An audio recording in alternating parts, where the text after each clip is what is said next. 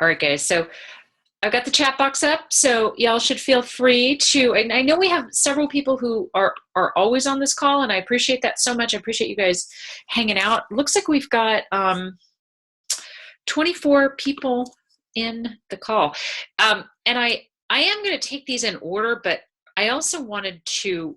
I don't know if Paula is on the call. I've got to check and see if she's in the chat box. But this is a really great question because a lot of people, and including us, by the way, have noticed that Amazon reviews are missing. And the short answer is, I don't really know why that's happening. The long answer is, I would probably email Amazon and find out. So there's a couple of reasons why the reviews could be missing. It could be because of the reviewer. So the reviewer may be doing something that's, unethical, whatever. But it could also be that there's an algorithm. Sometimes Amazon has, they do an algorithm change and reviews go missing. I don't know, Paula, I don't know if you're on the call or what, but I don't know when this happened for you, but we saw this about 2 weeks ago, and I saw this with my own reviews, and then they came back. But in some cases, I had authors email me and they didn't come back. Now, there's a problem with people reviewing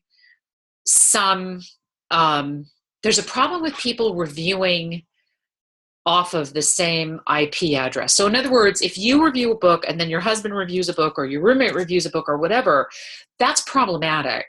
So you just want to be sure that you're reviewing from different IP addresses. And the reason for that is because Amazon counts that as one review. That's sort of like if you buy 5,000 copies of your book from your home or your work or whatever, that actually counts as one sale on Amazon.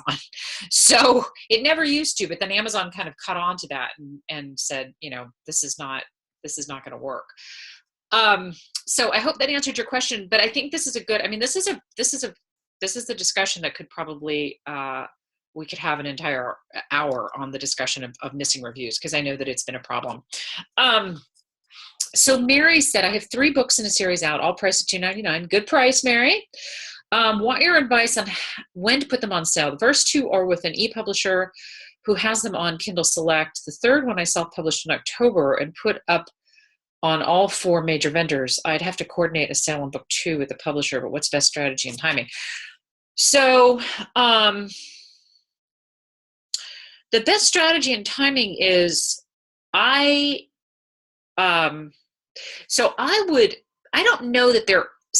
don't know. I'm having a hard time talking on Friday. Can you tell? It's been a really crazy week. I don't know about you guys. We had taxes due on Monday because for corporations, taxes are due on the 15th of March. So that's kind of awful.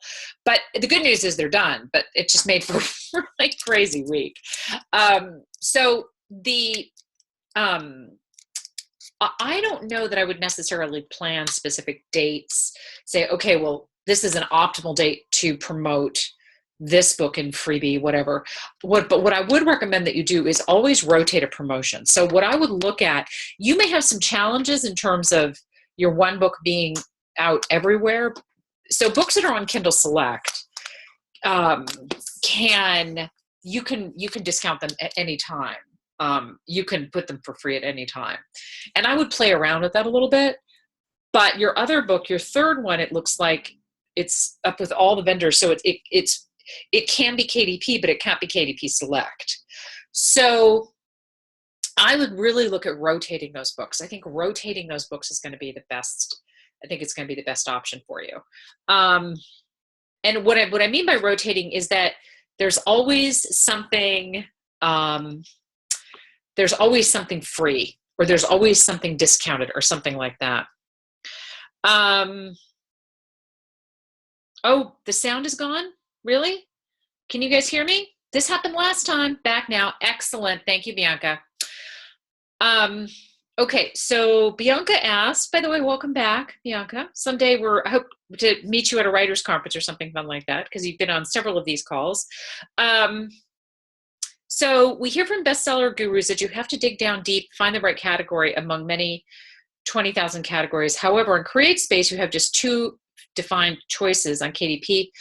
Oh, Bianca, that's a great question. And I apologize. I thought that we had already answered this question. And maybe I teach a lot of classes, so maybe it was another session, but that's a really great question.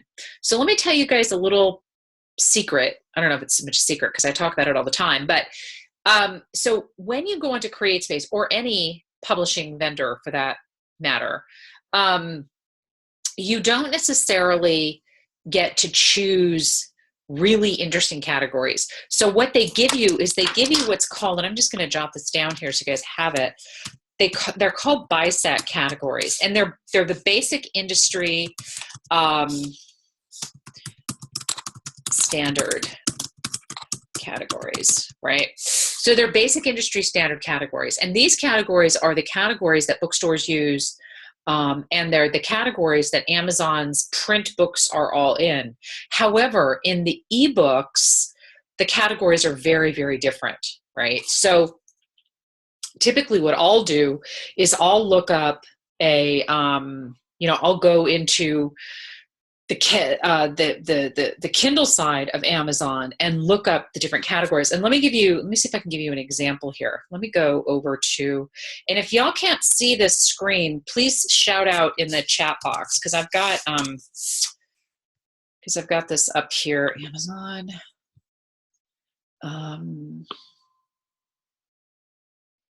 Steve, yes, there is a question. Oh, somebody asked if there was a place to hear the replays of Ask Penny. It's on YouTube to replays. I'll try to post the link here, but I want to show you this right now. So here we have, let me make this screen a little bit bigger. There we go. So now hopefully y'all can see it. It's taken over the screen at least somewhat. Okay, so what I'm going to do is I'm going to go over to the Kindle store. Yay. Hold on. There we go. And I'm going to hit go. Wait a minute. Stand by. I just did something wrong. So Kindle store, and I'm going to, oh God, not now. All these pop-ups are so annoying. All right. So now I'm over in the Kindle store, and what I'm doing is I'm looking up creative categories. So I'm clicking on eBooks, and I am going over to, so let's just say hypothetically that I am going to mystery, thriller, and suspense. Now, up to this point, these are the exact same types of categories that you're going to find on the back end of at CreateSpace or any publisher or anything like that. But now this starts to get a little bit different, okay? So crime fiction, suspense, thrillers. Now, a deep dive for genre fiction is also the moods and themes, the characters and the settings, right? These are considered to be categories as well for the genre fiction. If you are in nonfiction, let me show you how it looks for nonfiction. Hold on, let me go back here. Let me just zip around to business. Business has not broken out into the themes yet, so they still have all of these categories. So you can see. So if you look next to like business life, 23,434, green business 972. So here you can start to really get into some very, very narrow categories. Okay, so women in business, which is interesting that they are, there's only 1,258 books in this, which seems interesting considering how many books there are about either written by women in business or about women in business, right? So this is a very short version because I realize we don't have a ton of time, but this is how you're going to find your niche categories. And when you go to change those, you're going to have to go through Amazon Author Central to change them. Okay. You can still only have up to 2 categories. So a subcategory within 2 main categories. So let's say you're in business, and then you have a subcategory from that, or two subcategories from that. But you're going to have to go through Amazon Author Central in order to change those. Because if you go to the back end of any of these publishing sites, again, whether it's CreateSpace or something else, you are not going to see these very, very creative categories sitting on the back end of those sites. They're going to have the general buy set categories, which is business, money, dating, whatever. Okay. I was shocked to see that my genre, magical realism, is now under science fiction, which has nothing to do with it. I'm not happy with my ranking. I don't know the answer to that. I do know that I think that is magical realism. Like, I get why you're upset, but I also get why Amazon put it under there, because I think I'm familiar with that I'm familiar with that genre. I know it's very popular, but I also know that there's a big sci-fi. The people looking for magical realism are looking under sci-fi, believe it or not. Okay, so I hope that, Bianca, that answered your question. I want to move on, because I know you've got another one up here, but I want to move on to somebody else for right now. Okay, so Linnell, and it looks like we have another question in the chat box. Let me just see. Oh, you guys weren't seeing the screen. Oh, I'm so sorry. Okay, let me take that through again. Hold on one second. I don't know why that is so strange that you cannot see that. Hold on one second. Let me show you this. Let me just show you the screen share again. See if I can do that. Whoa. New share.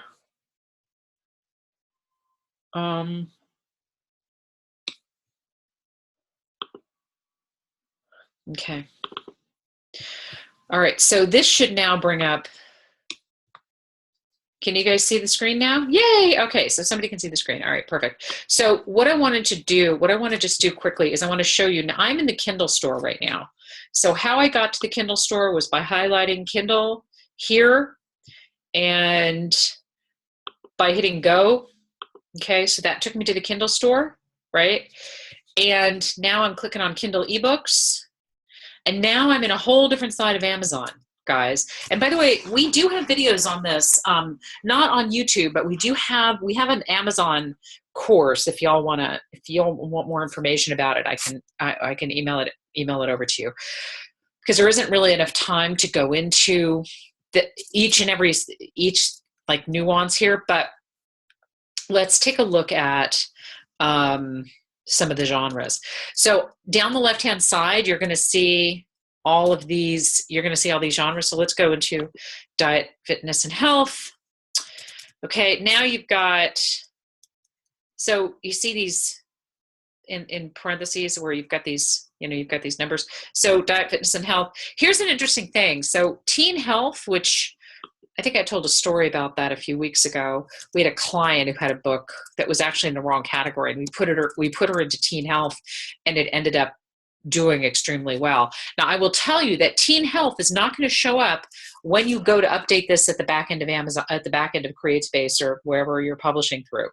What you have to do is you have to go to Amazon Author Central. I would recommend just copy this link, put it in an email, click on the help button, say you want to send an email, and send it off to him that way. Okay, so that would be my suggestion. And you can do this. You can have 2 categories for every book. Sometimes you can have 4. It's kind of an interesting thing. But I would email Amazon Author Central and just say, hey, somebody told me I might be able to get 4 categories. Is that really possible? And see if they'll let you have up to 4. Can y'all see the Word doc again? Let me know if you cannot. I'm watching the chat box this time. Okay, so yay, Faith. Thank you so much. Okay, so let me go to, hang on one second. Why am I not able to go down on this page? Yay. Oh, that may be the last question. Okay. Linnell, I'm glad that you asked this question. By the way, we are focusing on, this is a Goodreads focus session, even though I've taken some Amazon questions. So please Ask me your Goodreads questions. And by the way, I believe that Goodreads this year is going to start morphing into Amazon, meaning that whatever you do on Goodreads is going to show up on Amazon, because Amazon does own them. So they were at some point going to merge, not necessarily, the Goodreads site's not going to go away, but I think much more of the data, more of the reviews that you get are going to start showing up in Amazon. So do you recommend doing multiple Goodreads giveaways before book release? Yes, you absolutely can. You can do, here's the thing about giveaways. So when you go to Goodreads, there are two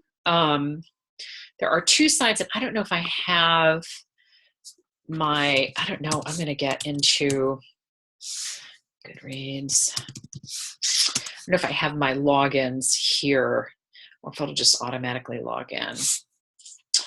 But let me see if I can. Gosh, all this stuff is all over my screen and it's starting to really it's annoying. Hang on one second. I'm going to see if I can log in under an account that we're working on.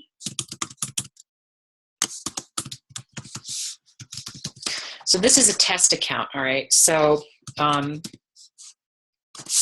don't know. I'm not sure if that's the password. Normally, I don't usually remember passwords just off the top of my head.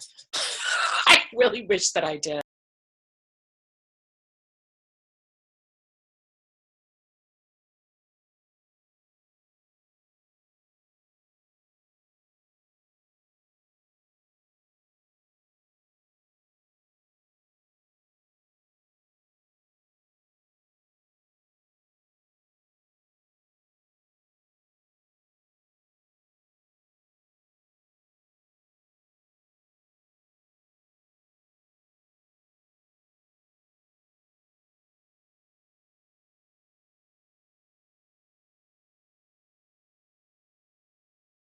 Can you guys hear me now?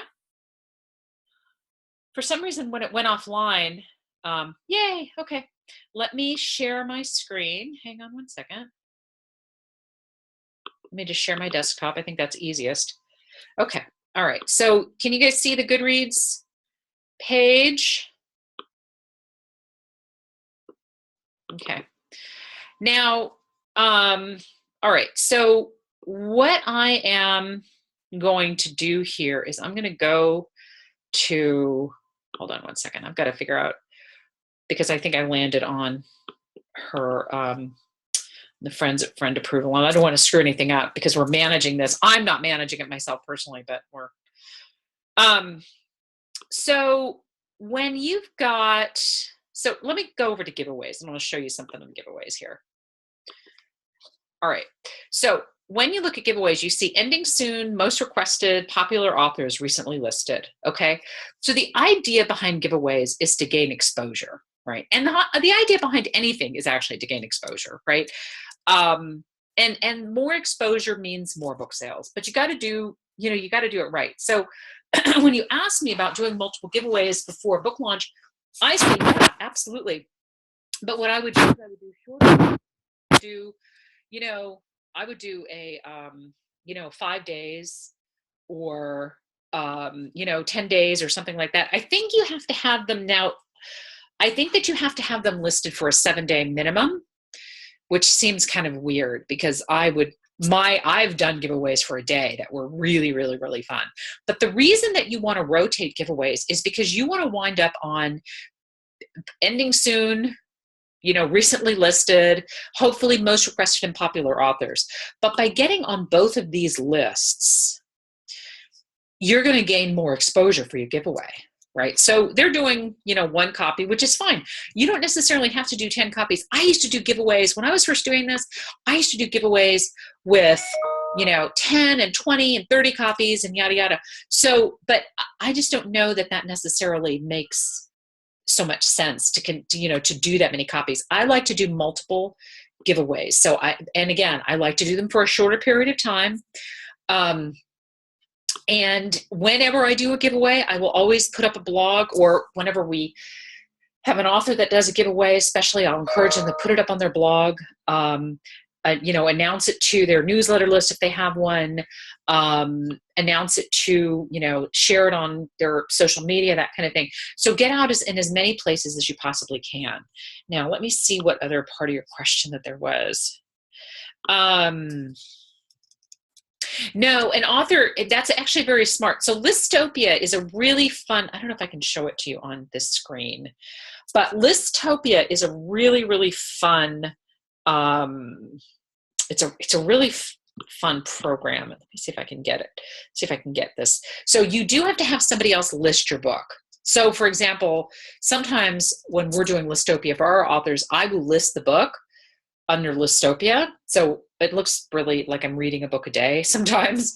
But Listopia can do big things for your book. So you can get, it encourages people to add it to their list. You may get more people adding it to their list. And the thing about it is that the more people that you have adding the book to their bookshelf, the more that you're going to get visibility for your book within Goodreads, right? Now, as you can see at the top here, add your Amazon books to Goodreads, view your book purchases and easily select. So this is already what is happening now. So Amazon and Goodreads are starting to, there's starting to be some crossover there already in terms of what they are, in terms of what they're doing. But Goodreads is great. I mean, like I said, I try to rotate a couple of giveaways a month of my own books. And again, I'll just do one. I'll do them for a very short period of time. You can only do print books, as you know, on Goodreads, but if you have an ebook, sometimes what I'll do is I'll encourage clients to just print off the ebook or get print copies done. And you can do that very easily. If you have the book interior and you have the cover, you could actually go to CreateSpace and do it for free. So just kind of keep that in mind. All right, so any more questions? Let me cycle through some of the chat and see if we had any other questions in terms of Goodreads. Do you guys have any other questions? Because otherwise I think that Bianca had a couple more. Nope. I'll see if I can answer those. I have a free book promo on KDP coming up soon. Well, yeah, Bianca, so Bianca asked that, she says, I have a free ebook promo coming up. And in your book, you advise to promote this on Twitter. I'm not sure which book that you're talking about, but in the Amazon, How to Sell Books by the Truckload on Amazon, I do talk about the hashtags to use. So what you're going to want to do is you're going to want to make sure and use hashtags like, for example, free ebook. If it's on a Friday, you could do freebie Friday. Okay. So you're going to want to just, make sure to push out the link and, and I recommend using the hashtags, use the hashtags free book, freebie Friday, that type of a thing. Okay. Let's see. What are the questions we have?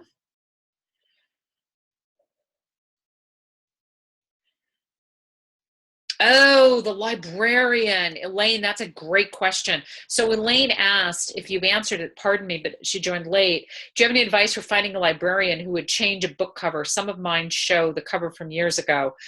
Yes, and you know what? I have a link, and I don't know if I have it with me, but you know what? Let me do this. Let me go, if y'all can see this, .com/ So this is our YouTube channel, and I actually have I'm going to copy that, put it in here so you guys can have it. Somebody asked about where to view prior Ask Penny chats, and you can see them on here. But I actually have a YouTube video on Goodreads, and it's on here somewhere. There's a whole bunch of, obviously click on videos, here we go. So there's a whole bunch of videos that you can find, and there's a Goodreads one in here. The Goodreads one was published 11 months ago. Some of the information is a little outdated, but the link in there to the librarians is still current, so you can definitely find it that way. What are the best uses of Goodreads? I've been on for a long time, but it doesn't giveaways and discussions. You know what? I'll tell you something. So Kate asked, what's the best use for Goodreads? And I will tell you that giveaways and discussions, really, I mean, giveaways and discussions. The other thing that I would consider on Goodreads is that you want to be on there. So I recommend that you get on and you star a book once a week, give it a star rating. You can go in and review a book. If you don't have to do that weekly, but one of the things that I'll do is I get the app on my phone and I'll go through my library and I'll scan the barcodes on the books, and it automatically adds it to my shelf, and then I can go through and I can star them. So I recommend that you want to show on Goodreads that you are also reviewing books, as well as that you're also being a reviewer, as well as communicating in the groups. And on the groups, honestly, I mean, unless you're seeing real benefit to them, I would limit myself to 1 or 2 groups, and I would only participate once a week. I don't know if daily discussion really helps you and if you learn that much.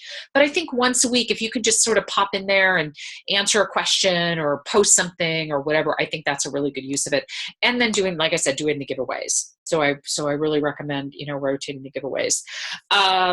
Any more questions, guys? Otherwise, we are going to end it here. You have the YouTube channel. I am going to, so based on some of the questions that we had, I'm also going to follow up with an email for our, with an email about the Amazon class that we have. It's actually a video course that we have. So, because I know that some of the, there's a lot of confusion around categories and keywords and things like that. But I thank you all so much for joining Ask Penny today, and I hope this has been helpful. I appreciate any feedback. You can always reach me at penny@amarketingexpert.com. Thank you so much. Have a great weekend. Bye-bye.